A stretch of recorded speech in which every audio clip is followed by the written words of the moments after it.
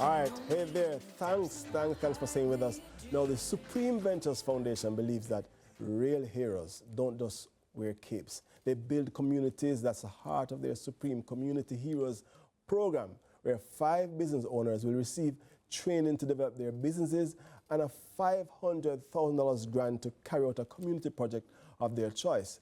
Earlier this week, you met 2 of the finalists, and this morning we are excited to introduce you to the other 3 heroes: Abiatha Nita of Nita's Funeral Home and Supplies, Tanisha Richards White of Tantan Wholesale, and of course Nicholas McKenzie of Critical Defense Driving School. I want to say welcome, welcome, welcome, welcome. You know, when I hear Critical Defense Driving School, I'm saying defense driving, or is that different from regular driving? I want to ask you that question first as we begin. Talk to me about Critical Defense Driving. So Critical Defensive Driving School is basically a driving school that promotes safety paramount. Right? Normal driving is just getting from one place to another, while defensive driving is being more aware of your surrounding and driving to not just yourself, but driving to others as well. Awesome. So you take into consideration the other drivers on the road? Definitely. That's good. That's good, because that would obviously eliminate or reduce or diminish accidents. Absolutely. No. Yeah. Abiatha, let me come to you now. Abiatha, tell us about the work that you do in Stephanie Center and what the community, they have motivated you to become or be nominated as a Supreme Hero. Talk to me about your experiences there. All right, thank you so much for that question. So the work that I do in my community, it initially started with my mother, Charlene Latchman. It started as we helping our neighbors with articles of clothing, and then it moves on. In COVID, it matured, it formalized into our Food for My Neighbors initiative, where me and my mother, we have a small shop alongside my funeral business. I operate a funeral home, not yet a full-fledged funeral director. I'm an apprentice at this point. I'm looking for funding to go to school. But yes, I partnered with my mother to help our neighbors in our community, because in COVID, what happened was persons were losing their jobs, our farmers were struggling as well, and we're a small farming community in Stepney Center, and we're also close-knit. Right? My mother is a passionate community advocate, a Christian lady. So when she came to me with the idea, we shared similar passion, similar visions. Because in my funeral home, what we do is we create packages, right? Custom packages where you would want, you would want the best of the funerals for your loved one, but you do not have the money. So we create custom packages where it is tailored to suit your budget. Right, so we do not have one flush package across the board. We break it down. So me and my mother, with those similar visions, we come together, and before you know, we're formalized the Food for My Neighbors initiative, and we're helping one neighbor, and before you know, we're helping 2, 3, 4, 5, and that's where it all started. And everybody in the community know Abiatha. Everybody in the community know Abiatha. They know me as the dopey man as well. The dopey man. Yes. Tanisha, you operate a wholesaler in Central Village. What are some of the challenges that you personally face and that has inspired you to start outreach projects? What are some of the projects that you are working on too? Okay, operating the wholesale in Central Village. Our Central Village is known as, people say, garrison community. Volatile, yeah. Yes, so it's very difficult operating a business there. So I took a look and I observed things that can help motivate, the young persons in the community. And I realized, well, I'm a giver.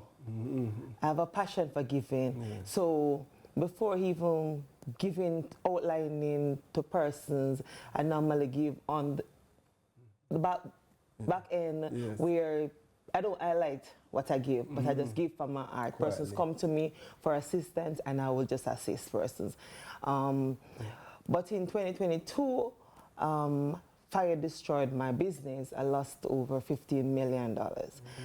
And it had opened my eyes, and I tell myself, the Lord has blessed me where I'm able to, I'm not where I want to be, I'm still struggling, I have my own struggles, but at the same time, I see other persons who are faced with more struggles than I am, and I try my utmost best to assist, especially the children, because I believe children are the future, and if I can build a better future for these children. It helps better my business, and also for the fathers.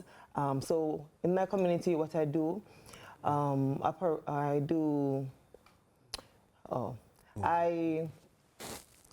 do a Father's Day, Mother's Day treat to honor the fathers and the mother, because a lot of time they, especially a single mother, they feel left out. The fathers themselves feel like nobody remember them. So when it comes on to Mother's Day and Father's Day, I give them a treat where they come for breakfast. They're treated by manicure, pedicure, and they feel special.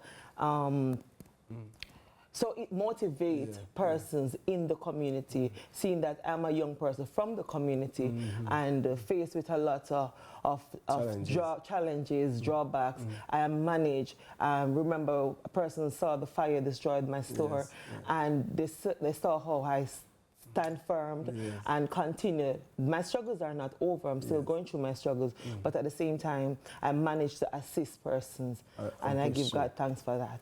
That is the definition of a supreme hero. Nicholas, talk to me about hero. How do you feel about being nominated as a supreme hero? Well, to be honest, when I started this journey in teaching persons how to drive, I wasn't expecting an award or nomination, right? I was just trying to make a difference out there.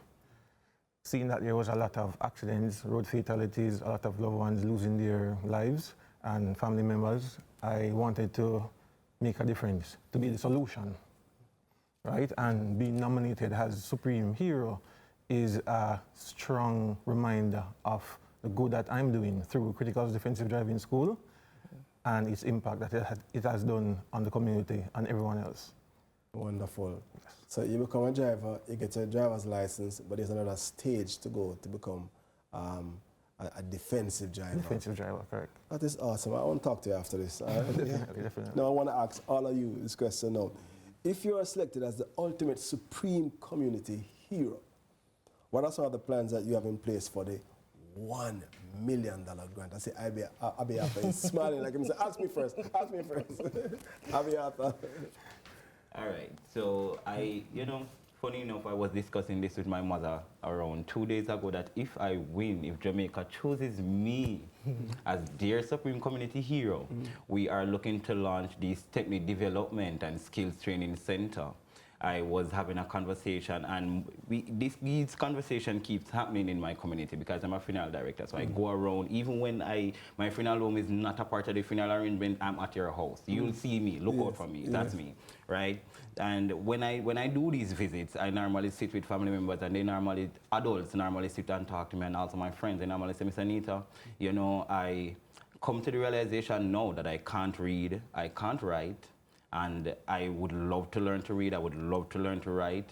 Is there any way you can assist me in getting a tablet or something that I could, access adult literacy education through Heart Trust or whatever? So what we're looking to do is, if Jamaica chooses me as their Supreme Community Hero, we're looking to launch this Technical Development and Skills Training Center to foster adult literacy, include adults in everything that we're doing right now. Because one of them said to me, they went for their ID, their national ID the other day, and they can't read or write, and they were assisted through the process, and they wouldn't want to be assisted every step of the way. They would want to be independent. So we'd foster independence. Under that same project, we will launch a drone training program as well, where we'll do precision farming through droning, teach persons to use drone to monitor crop, monitor your animals, monitor the field.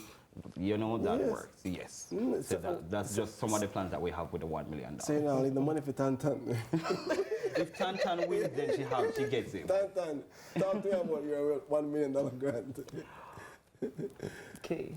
For that 1 million. Well, what's the focus project? My focus, and as much as I want my other contestants to win, I really believe Jamaica should vote for me. Yes. Because when I looked at the project that was funded, that I started, well, it's actually completed, it gives me joy to my heart. It's a walkway that I would have used as a child growing up. I remembered when it's rain, we had to use plastic bags on our feet, and to see it completed now, it's a joy. I reached a point where it could not have been completed with the fun, and I did a cookout the other day, and it brings joy to my heart. And I tell myself, when I win this $1 million, I'll be creating a consultation center / homework center where adults can come, because I realize that being in the Garrison community, information is not easily available to these persons, and hence a lot of persons, they don't know how to sell themselves out there. So I want to prepare them for the work world, so you can come do your resume writing, you can get assistance in applying for your NHD, the benefits. I want to get in on board with NHD, where, not NHD, sorry, our trust, where they can train persons on location, give them a stipend, let them know what they're worth. For the children, homework center, free internet access, that they can come and do their homework. That's my plan. You know, for that I get the feeling that if they are known to as the winners, you know, tears of joy. I don't know. Nicholas, talk to me about how you spend your $1 million. As Tantan was saying about information is not being passed to the public. Driving education is something that is a sore point to everyone. A lot of persons doesn't have the right knowledge and tools, how to be aware on the road, self-awareness, watching your community areas. A lot of, I would say, wow, it's a lot of information I'm trying to give. It's just wild enough. Driving education in general, critical. It's critical. Very important. Right, especially defensive driving. A lot of person just do normal driving, but defensive driving really gives you aware of your surrounding. You have like distracted drivers, you have disciplined drivers, and road rage. A lot of persons are not equipped with the right knowledge of how to handle road rage, how to be disciplined whilst driving, and easily distracted. So I would want, if I am granted with that $1 million, I would put education out there. I would have a mobile unit, go into communities, giving education about defensive driving. I'm starting with my community for my project, and I want to do it in all communities. And that would significantly impact the accident rate. Over the year. Before we go, tell me one thing that the defensive driver knows or does that the regular driver don't even think about. Scanning, monitoring. Scanning, monitoring. Yes, surrounding. Watch your surrounding. Look at least 10 feet or 2 car length. Knowing, definitely. Wow.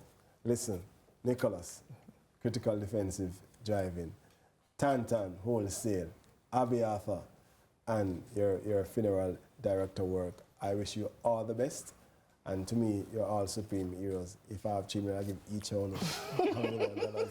Listen, that was the 3 contestants, Supreme Community Heroes, Abby Arthur Nita, Tanisha Richards-White, and Nicholas McKenzie. Public voting opens in September, so Jamaica, get ready to support your hero, Sunrise. We'll be right back. Lights a spark. It's like you know me in the depths of my heart.